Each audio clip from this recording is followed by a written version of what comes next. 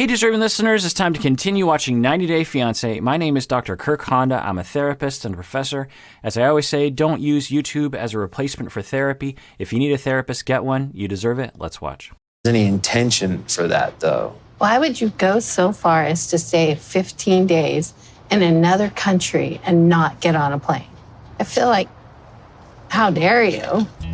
So it's normal that for Andrew's family, they'll be biased for him, and also that they won't know the full picture. I think it's highly probable that the mom and the sister have no idea the way that Andrew has treated Amira, and they only see it through what he has told them. So I wonder what they would say if they had the information that we have, at least what Amira has, right? They would change their minds about this. So, it's normal on the show and maybe a good thing. If you have a friend or a family member that's going through something difficult, as Andrew is, you don't want to say, is this your fault? Did you make a mistake? You want to stick up. Now, there's a difference between supporting and validating and being there for someone and kind of like taking the ball and running with it, which I think the mom is prone to do. I think she's prone to almost take on the anger herself against even what Andrew wants. But anyway, let's continue watching. Since she didn't get on the plane, I feel anger, frustration, sadness. I feel all of these things for my son, who invested over 2 years into this person. So again, totally normal feelings. She's sad, she's upset, she's angry. But this statement often comes up on this show, and maybe in life, that I'm upset at her because my son invested 2.5 years of his life into this relationship. Okay, but I don't think Amira was just throwing something away willy-nilly. I think, at least from our standpoint, and I don't know if the mom has access to this, I'm guessing she doesn't, that for her, she was really trying to make it work, and the conflict seemed to be getting on her nerves, or it was starting to concern Amira. Maybe it was increasing, I'm not quite sure. It seemed like it was ongoing. You don't feel that you deserve more than just, I had an anxiety attack? I mean, I've been with you for 2.5 years, and all you're going to give me is, I had an anxiety attack? Okay, so I don't know where the anger necessarily, or hostility for the mom is coming from. But yeah, I mean, it's a somewhat valid point that 2.5 years, you were about to get married. And if that's all that Andrew told the mom, I'm guessing that's all Andrew told the mom was, well, I don't know, she didn't get on the plane because she had an anxiety attack. I think Andrew absolutely knows why she didn't get on the phone. She didn't get on the plane. It wasn't just an anxiety attack. It was weeks, if not months, years of conflict and concern that Amira had about his behavior. I'm sure he knows that, but I'm guessing he hasn't told the mom that. I'm sure it's a culmination of many things, We've certainly had some tiffs, but I didn't experience them the same way that she did. How do we even know she had an anxiety attack? Nobody was there. Oh, do you believe it? No, I don't. You don't believe it at all? No. You think there was no anxiety attack? So this is interesting. The mom's attitude throughout the show, we've only seen her a few times in this mode.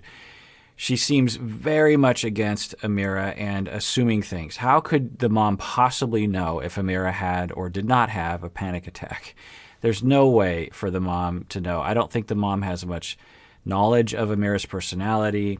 Is the mom basing this on some other track record that Amira has been deceptive in the past or lied about panic attacks in the past? I don't think so. I mean, I don't know, it's possible, but I don't think so. So I think the mom's presentation is interesting. I wish we had more time with that so we might be able to understand Andrew's issues as well. She seems almost like she doesn't necessarily even care about his feelings, because in this moment he's saying, well, I think it was a culmination of a lot of things, and I think she had a panic attack, and I don't know. And she seems to almost have her own agenda outside of trying to help her son. Now, I'm guessing on the inside it feels like she's helping her son by going to bat for him, but there's something interesting about her hostility. She did this before in a previous episode where she seemed very much against Amira for dubious reasons. And I don't know, maybe she has her reasons, maybe she doesn't. Let's continue watching. And she just decided that she was going to use an anxiety attack as the excuse. What are you going to do? You just kind of got to accept what has happened. You have a right to allow yourself to be angry, too. Certainly. I mean, And there are definitely... You can go through all 5 stages of grief: denial, anger, acceptance. So, by the way, the 5 stages of grief are a myth. They're not represented in the observations that we actually see in people. This is one of the biggest myths in psychology, along with a number of others. But the 5 stages of grief, I think it's like denial, as the last one's acceptance, there's bargaining in there, there's depression, there's anger. And one might go through those stages randomly. One might have all of them at the same time. One might have some of them. One might go backward through the stages. The one thing we have found when we observe people through scientific observation that regarding the stages of grief is a vacillation between 2 modes. One is a mode of grieving, where you're feeling the feelings, you're upset, you're angry, you're reminiscing, the intrusive thoughts are coming. And the other mode is one of rebuilding, where you're trying to move on, you might even be in denial, or at the very least you don't want to think about it, and you're trying to move forward. And everyone has a natural oscillation between these 2 modes. For some of us, we will grieve a lot for like a few months, and then we'll rebuild for a few months, and then we'll grieve for another week, and then we'll rebuild for another few weeks, and then we'll grieve for 2 days. So there's this oscillation. For others, though, they might go into the rebuilding mode where they're not grieving for 2 years, and then they experience 3 years of grief. Or they will vacillate in the same day, where like clients will come into my office, and for the first half of the session, they'll want to grieve, and the second half, they want to rebuild, meaning they don't want to think about it very much. And so it's important to know your body and to oscillate between those. Now, can that process look like the 5 stages of grief? The denial, anger, bargaining, depression, acceptance, I believe? Sure, yeah. But the stages of grief imply that everyone goes through the stages in a sequential order. It also implies that acceptance is the goal. You're trying to get to the end of the process. But with a lot of grief, it never ends. It's a lifetime of pain. If your child, heaven forbid, were to die, would you not cry about it 25 years later? You probably would.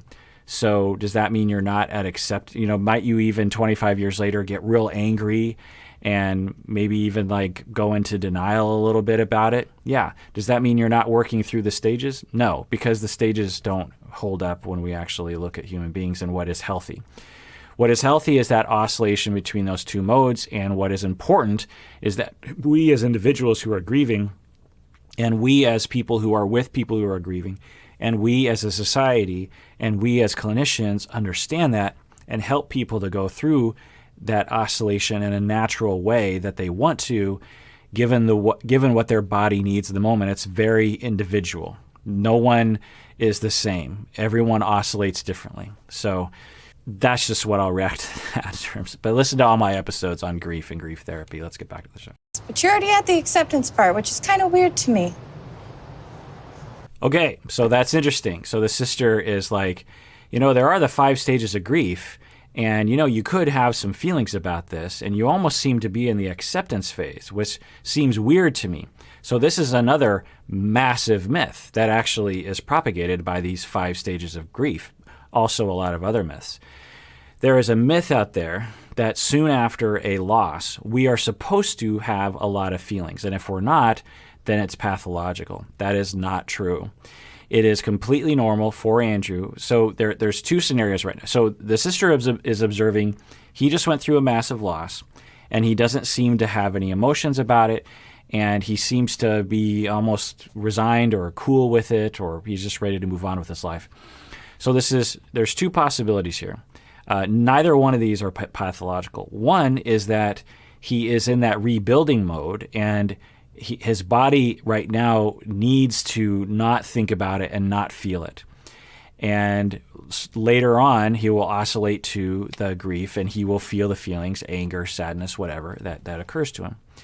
So it's possible that right now he is just in an oscillation that is the rebuilding mode. And that is not pathological. That is fine. It's just what your body needs, and it doesn't mean you're a psychopath. The other possibility is that he already kind of knew the relationship was not going to work out, and maybe for a long time. And so when the relationship seemingly isn't working out, he's like, yeah, I kind of saw this coming.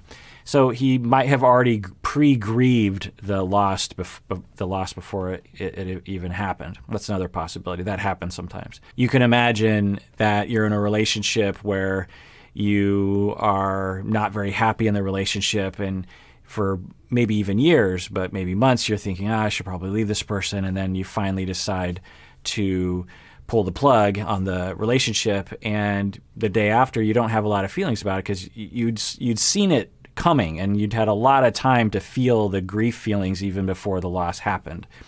The third possibility that I'm just going to throw out there that I'm sure people are thinking about is that psychopaths and people that don't have the capacity for empathy or the capacity for human emotion to the extent that is normal will sometimes not react very much when there is a loss. Doesn't mean that psychopaths don't have grief, because they do, but it can mean that they either don't really know what their feelings are, they're not very good at knowing what's happening for them, or they just don't care that much because it's just the way their body works. And I guess now that I say that out loud, we have been wondering about his capacity for empathy throughout this season. And I am by no means diagnosing him, especially with something like this. This is a pretty rare condition, and I don't see any signs of that in him. So there's no reason to put that forward. But I will just add that to the pile of hypotheses. What I would imagine what's going on for him right now is that he is in a rebuilding phase, and he doesn't want to be humiliated in front of his family and in front of the camera. And he's just like trying to save face through this whole thing. And when he's alone, he might actually be feeling a lot of feelings, which he's completely entitled to. No offense. I mean, I can hold on to it and I can be upset and I can, but is that going to bring her here? It's just we want to make sure that it's healthy to mentally go through all of those things.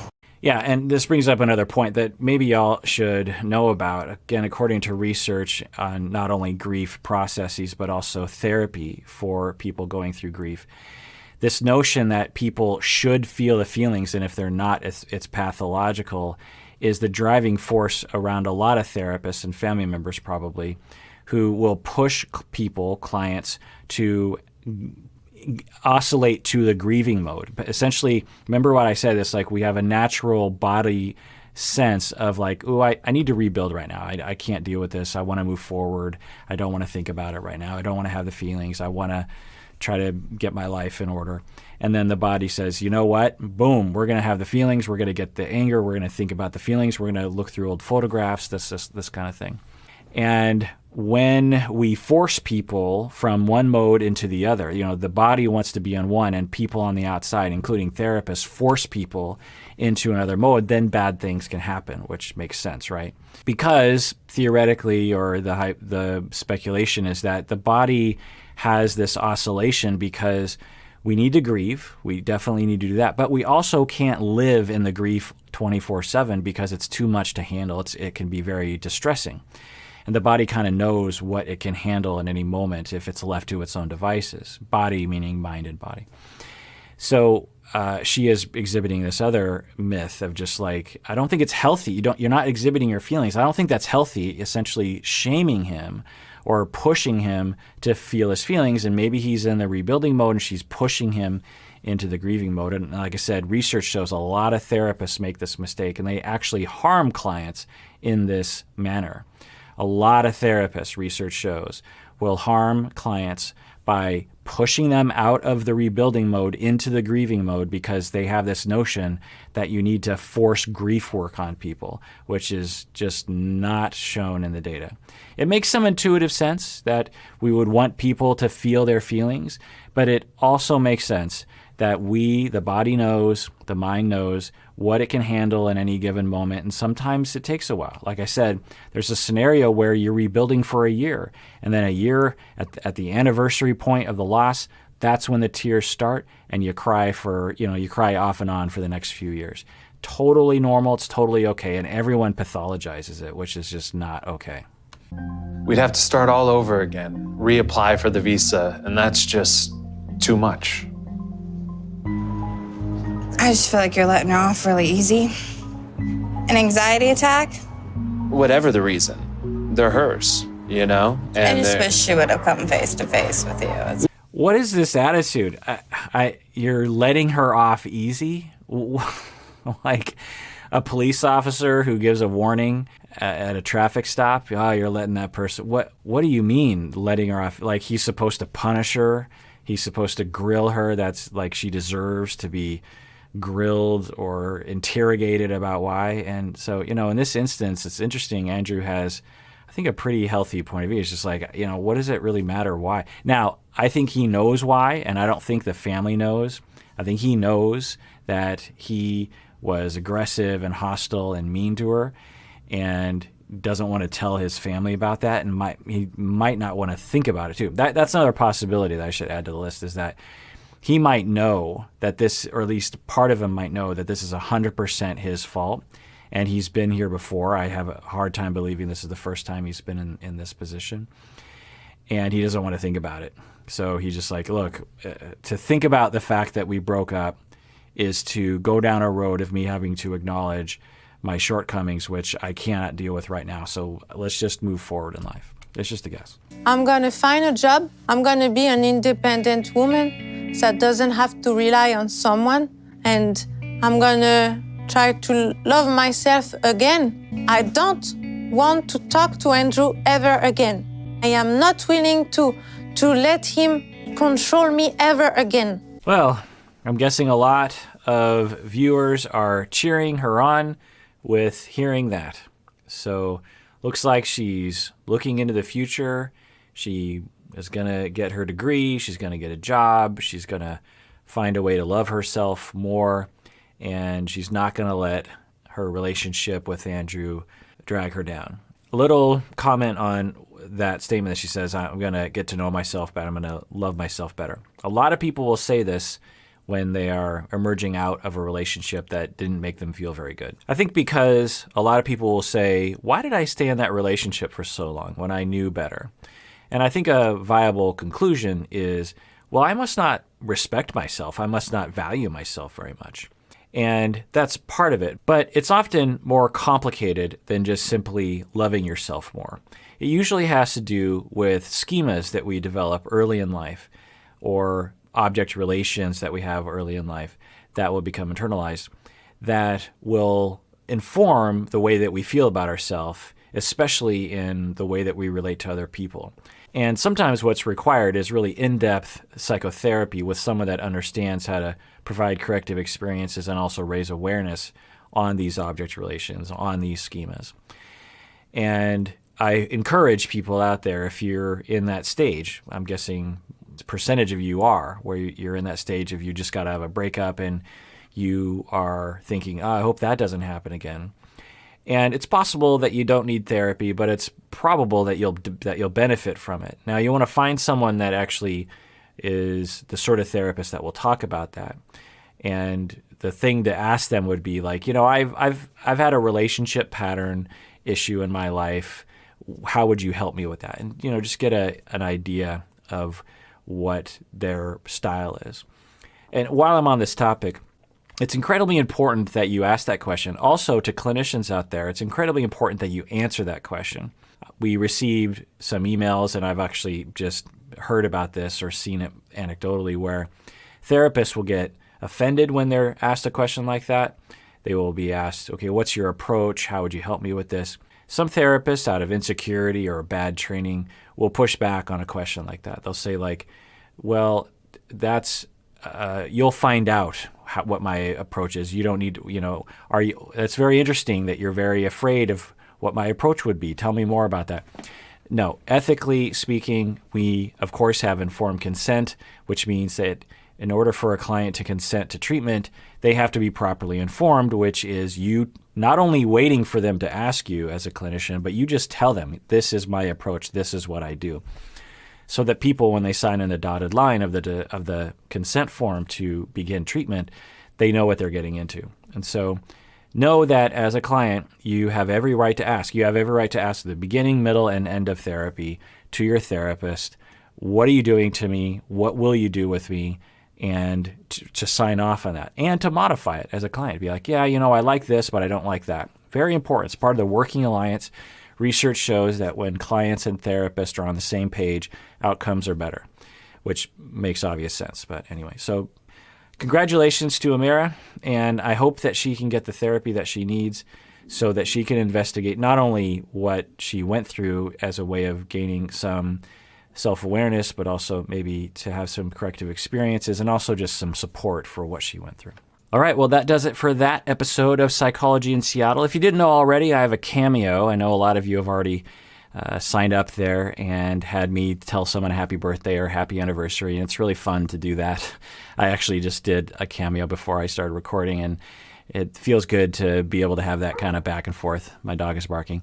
And everyone out there, please take care of yourself because you deserve it. You really, really do.